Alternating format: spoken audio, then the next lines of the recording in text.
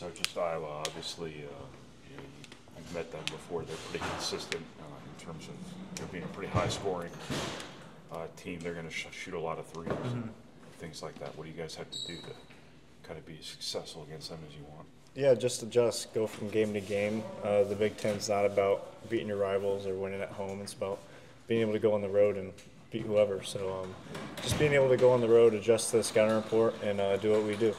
I don't know how this applies to you, but I'm not having Freeman, just how important it is rebounding. Rebounding is huge. It's huge every game. And Coach says sometimes you fix it, and then you just got to keep fixing it. But, it's not going to be the same thing every night. So just doing our job, boxing out and going and getting it, and then ultimately that'll lead to a transition for us, so making sure we're focusing on it.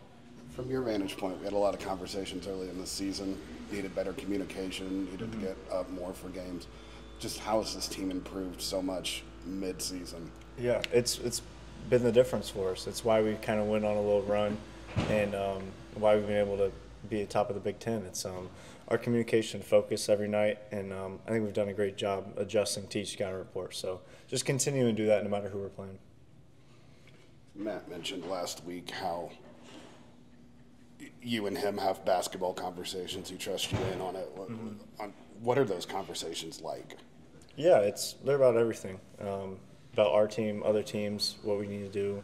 But ultimately, it's what can we do to win the game. And I think that's what's been so good about playing for him is he's a guy you can talk to. He's not a dictator. He's a guy that will listen to you and adjust. And ultimately, when you go out there and play every night and you play to win, he's going to put trust into you.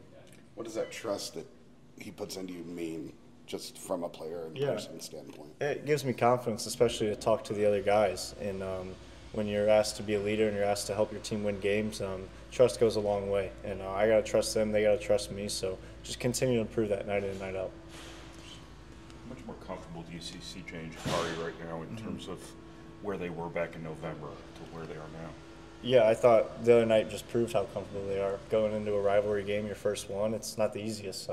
Me and Braden lost our first two our freshman year. So for them to go out there and do their job, pick up full court, Jakari knocking down big shots for us, it was huge. So credit to them, and now I'm just going to keep pushing them and keep doing it every night. You guys in a better place now against full court pressure than you would have been back in November because they seem a little more confident. Iowa, I assume, will try their three-quarter court stuff against you guys.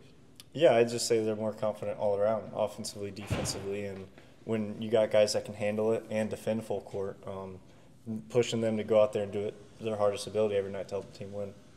Last couple of years, a team that wanted to win a Big Ten championship had to try to make up a lot of ground on you guys getting towards this time of the year. And teams that wanted a #1 seed were having to hope that you guys faltered or they made a big jump. This year, you guys are more chasing those things. They're still attainable, but how does the vibe change at all as you get into February this year?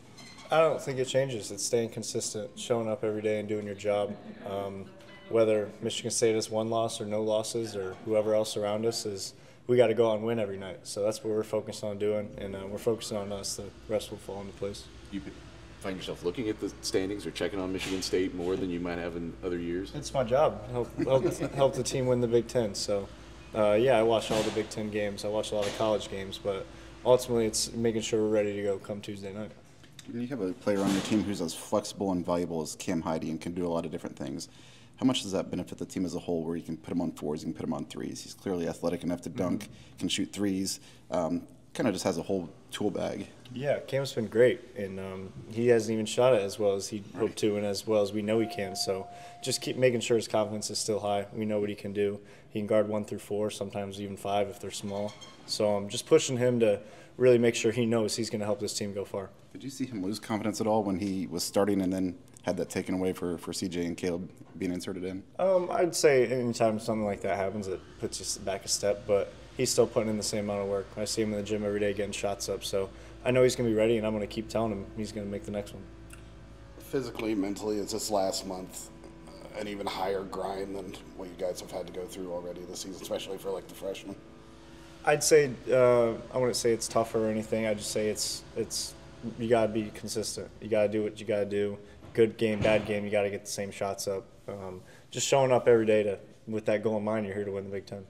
How are you making that decision real time on whether to drive against closeout or shoot? It looks sometimes like you are sprinting into your catches, like you're wanting to drive. Yeah, I think a lot of it has to do with my feet. If I got my feet ready to shoot the ball, I'm gonna see how close he is and determine if I can get the shot off. And then, kind of on his angle, if I can catch it on the run and go by him, it's something I put a lot of work into in the off season. A lot of NBA guys kind of do that, catching it kind of already with your momentum going towards the rim. So being able to play out of closeouts has been a good main focus of mine.